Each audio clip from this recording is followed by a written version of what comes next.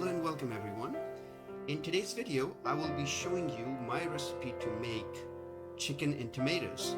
I'm going to be using chicken thighs instead of chicken breast for a couple of reasons. First, I find chicken thighs to be more flavorful, but secondly and more importantly, they don't dry out as easily as chicken breast does in the recipe. Here we have about 2 pounds of deboned chicken thighs and just about the same size but with bone-in chicken thighs. And the reason I'm using bone-in is because they bring out more flavor when prepared. I will be using 4 vine tomatoes and about 6 clamatos, and clamatos are a type of tomato with this beautiful purple hue, and these tomatoes are very juicy, very flavorful, and are really good in salads. For fat, I will be using some clarified butter,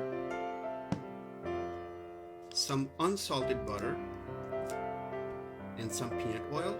And there are no measured proportion for them. I just eyeball things, and I've noticed that food tastes much better, for me at least, when I am just eyeballing things and preparing foods in them. And finally, I'll be using a splash of orange juice only for deglazing, and French sea salt. Now again, you can also use crushed chili peppers, paprika, red chili, turmeric for flavoring, but I'm making this food for larger consumption, and participants are not really fond of very many spices, so I'll be limiting spices only to salt. Again, you can replace orange juice with white wine for deglazing, but I prefer orange because it brings another dimension of flavoring to it without really overpowering the taste of tomatoes and chicken. And salting of food will be done using a French technique. I will be dicing tomatoes, salting them separately. Similarly, when I'm browning chicken, I will be salting on top and letting chicken get brown before preparation. Now, first thing I'm going to do is I already had my enameled cast iron skillet on the stove warming up. I'm going to open up the packs of chicken and I'm going to wash them and then pat dry them. Once they're pat dried, I'm going to place them inside of the cast iron enameled Dutch oven. I will clean up the chicken and I will show you how the end result looks. Guys, one important ingredient I forgot to mention is I'm also going to be using this can of fire roasted tomatoes, and you can use any type of tomatoes. Try not to use sweeter tomatoes like San Marzanos. These tomatoes will bring an added flavor.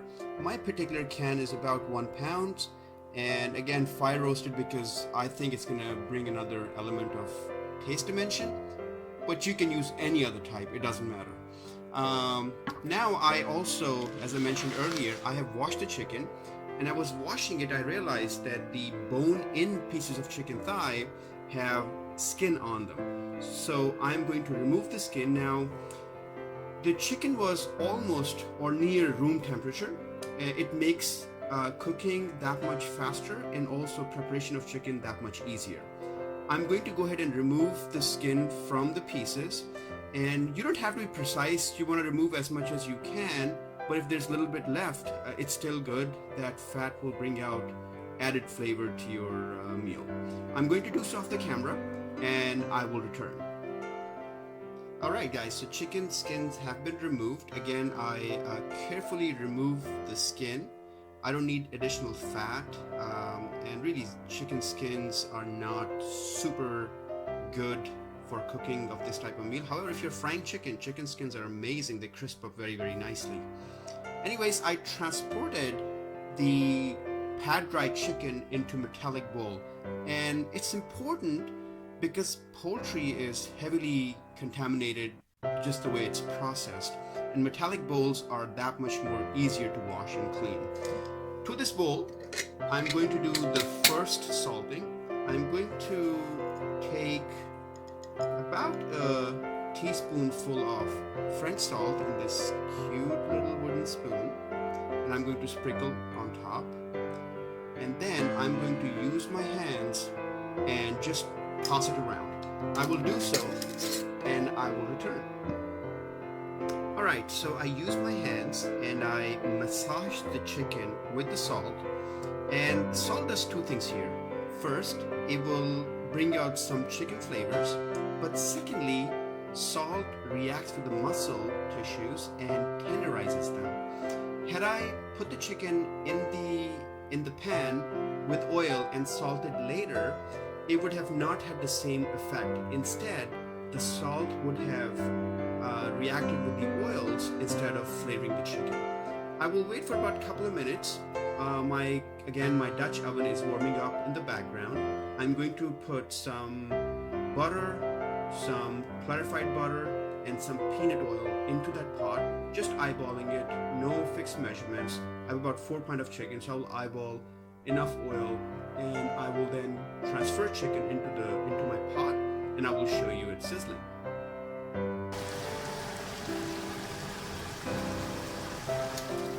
Here you will see my salted chicken browning in the oil, and I realized that I actually put batch of half of chicken in the oil for now, because if I had put all, I realized it's going to crowd it and it's not going to brown properly. I have my stove running at quite high temperature. I'm sorry, it's kind of hard to see on this camera, but I will wait a couple of minutes. In the meantime, I'm going to go ahead and start breaking down my tomatoes. There is no particular shape. I'm going to try to see if I can dice it as close as I can, but it really needs to be rough chop. Once it cooks, it's going to be hard to tell what shape tomatoes were. So I'm going to give a rough chop, wash the tomatoes, pat dry them, and then I'm going to chop them. Alright, now while chicken is browning, I'm going to go ahead and chop up these tomatoes, and I will show you how I do it. Now, for slicing and dicing tomatoes, I find serrated knives to be quite efficient. I have a super sharp serrated knife. In fact, I recently had them sharpened, and I will show you how I do it. First, I will cut the tomato or clamato in this case right down the middle. See, as I'm cutting it, there's hardly any juice. If you're using a dull knife, you will be using a lot of force, which is basically going to squeeze the juice out of tomatoes rather than cutting through it. So a sharp knife is that much more important. Now I'm going to scribe the core like so on both sides in V shape, and I will remove the core out. Put it on side. I will do the same thing to the other half. 1 and 2. Alright, now our tomatoes are done, and I apologize guys, my camera setup is not that great, but I'm working through it. And if you have any recommendations for me for a better camera stand or a tripod stand, please do let me know in the comment section. I would certainly consider your recommendations to improve the quality of videos for all of us to share. Okay, I'm going to continue. Actually, let me complete the cut and chop of this tomato just to kind of show. So I'm going to cut tiny pieces in one direction, like so, without using any force. I'm letting knife do all the work, and then go across and make some small dices. The smaller the tomato, the faster it will cook, and tomato skins do take a lot of time to cook. They will never disappear, unlike tomato skins. But if you don't like, you can also use cans of peeled and steamed tomatoes, and that when you cook them, all you get is a sauce. But I do like skins, and I will continue to have skins on top of my tomatoes as I prepare this recipe. I'm going to complete all the chop, and I will return. Alright, while I am chopping up tomatoes, I just realized that my first batch of chicken has reached the desired color. And because chicken contains a lot of moisture, in fact that's one of the reasons why we are pat drying everything that we are preparing for this recipe, I am going to go ahead and reduce this liquid down to the level where I would like it to be, which is mostly the level that we had for oil. And I'm going to use my eyes to kind of determine an eyeball. In fact, we are very close to reaching that point. Once it reaches that level, I'm going to put the remaining chicken into this grease, cook it through just like we did the first batch and reach the desired color. And the color here there is no pink color anymore. It almost looks like it's boiled chicken, which it's not. It's actually cooked through. And again, we are cooking everything uncovered because we want to cook the chicken and not steam it. I'll go ahead, actually we are at the right level at this point. I'm going to put the remaining chicken in this oil, and then I will go ahead and dice my remaining tomatoes. I shall return. The second batch of the chicken has been transferred into the Dutch oven. Again, we're gonna cook it uncovered to reach the desired color. You may see there might be too much grease for someone's liking, and again, grease makes food taste that much better. But if you're on some kind of diet, you can replace cooking in grease with either baking or grilling. If you're baking it, you may want to put another container with water inside of your oven, because baking process will also dehydrate and dry your chicken. And if you're grilling it, just be very careful. You may want to use some kind of marinade, and I don't know which one, because if you use anything with the vinegar, it will change the texture of your chicken. We want chicken to be tender, but we also want it to have its structural integrity. It's very important. This recipe requires tomato and chicken to be distinguished rather than everything looking mushy and soft. Chicken has to have that muscular feeling to it, and tomatoes have to be almost at the consistency of a sauce. I'm going to return to dicing up my tomatoes, and I will return. Alright, so tomatoes are diced and prepared, and I transported them from the cutting board into a plastic bowl this time. And the reason I did that was because tomatoes are acidic, so if you put them inside of metallic containers, generally they tend to pick up that metallic aftertaste, which is not very pleasant, and we don't want that. So I would recommend, if you are using tomatoes, try to use plastic or glass bowls instead of metallic bowls. I do know that some bowls are non-reactive to food, but I'd rather be safe than regret later. Anyways, to the bowl, I'm going to go ahead and add 2 teaspoons of salt. And again, for this recipe, we are using a French technique of salting ingredients individually and then preparing them. So I got spoon number 1 and spoon number 2. I'm going to take a large spoon and toss everything together here in the bowl while our chicken prepares, and in another about 3 or 4 minutes chicken will be done, tomatoes will be prepared, and we'll combine everything together. I shall return. Alright guys, so all of our chicken has reached the desired color. In fact, it's almost cooked. Now, going back to the grease, I'm going to increase the temperature, and I'm going to do that for 2 reasons. First, I want to evaporate this liquid very, very quickly. But second and more important reason is all the chicken and salty goodness that's a sediment from preparing chicken is going to settle down and burn at the bottom or down below on the base, as I like to call it, downtown flavor. Now, as it burns and the water evaporates, I'm going to then deglaze all the base flavors with my splash of orange juice. We are near there, and it's very, very hot right now. In fact, as I pour orange juice, I'm going to use the lid as my Captain America shield to protect me. So I may have to do that off the camera, but I will show you how the end result looks. Alright guys, so I carefully added a splash of orange juice, and as you can probably see and hear on the camera, the things are sizzling, but all the bits that were settled at the bottom have loosened up. I have no friction moving around my spatula, my tongs here. Everything is loose and free. I also reduced the temperature. I brought it up to a little bit more milder temperature, and the reason for that is I want to create a little bit of thickness from the sugars in the juice. And once I reach the desired consistency, I will then bring the chicken back into the mix, and then I will add tomatoes to it. On the other side of my counter, the tomatoes which were salted, as you can see how much juice has separated because of the salt, and I gotta be honest with you, it looks very mouth-watering. The colors are vibrant. Just the moisture looks amazing. Everything is prepared basically. Now we are waiting for the oil and juice to kind of thicken up a little bit before we'll move chicken back in, toss everything in the oil, and then add tomato and my can of roasted tomatoes to the mix. It should take another 5 minutes or so, and as I put everything together, I will continue to give you snippets of how things look.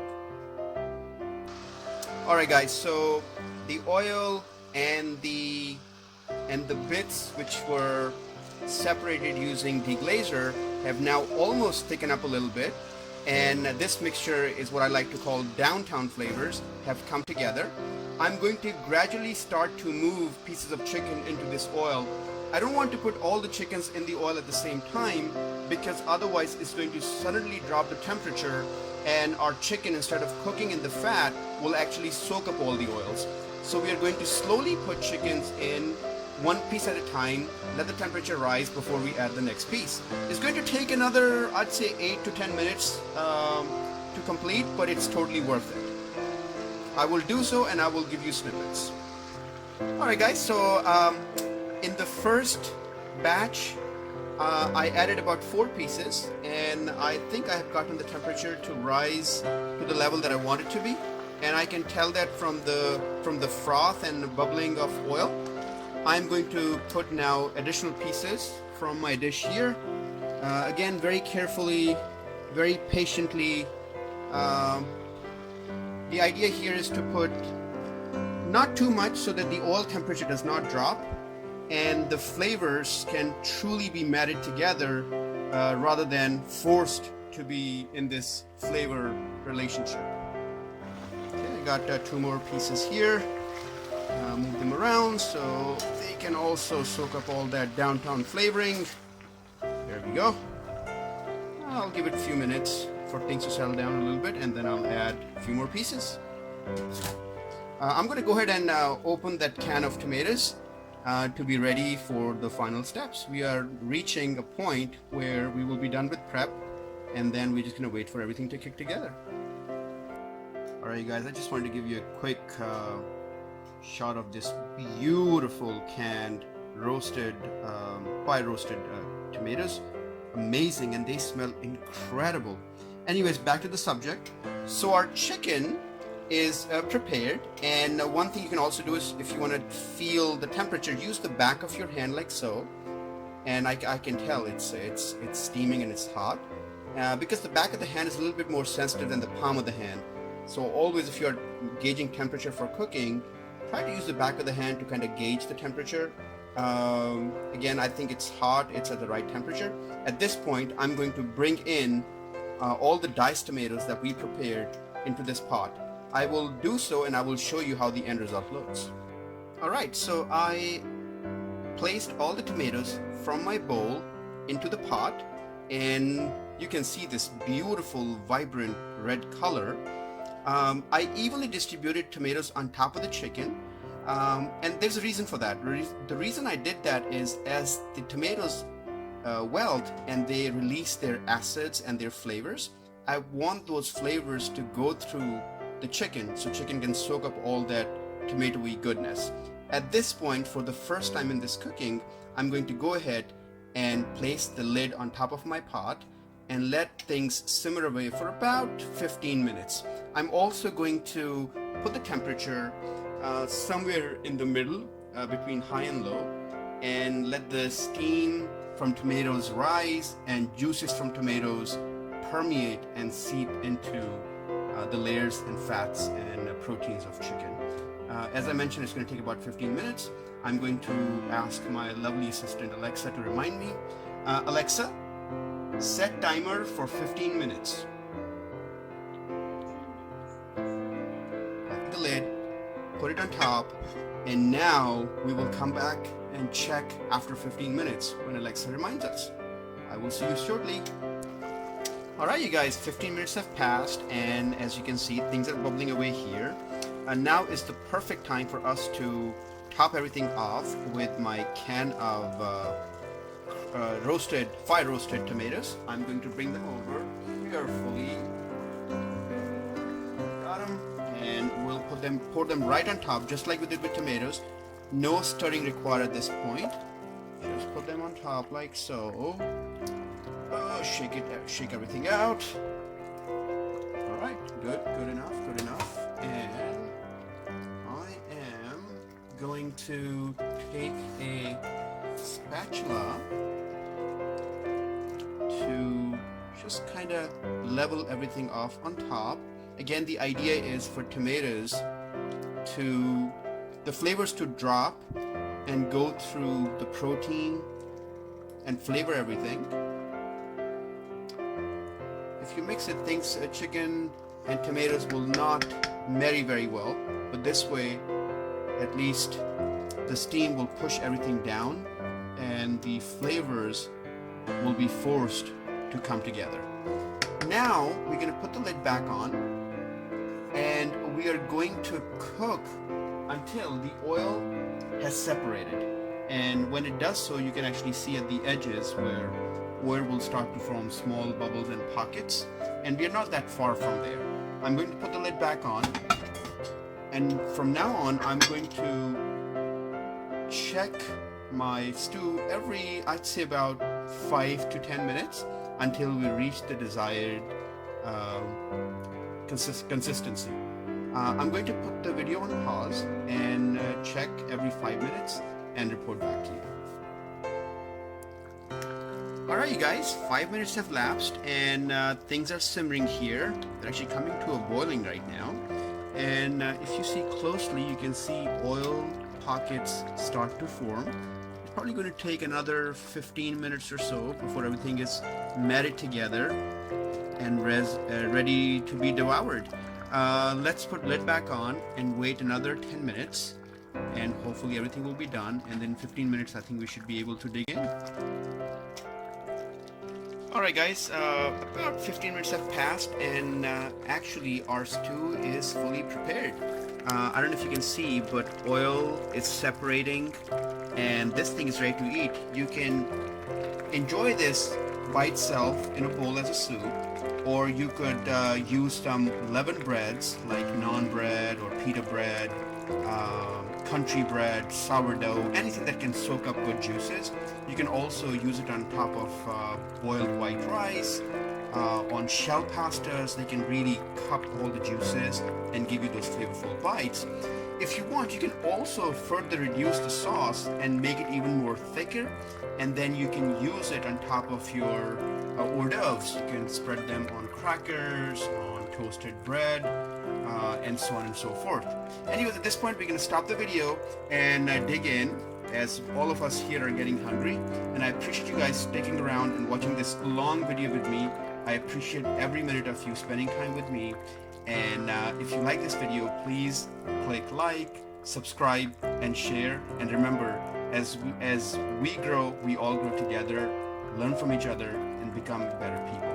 Thank you very much, and I will see you next time.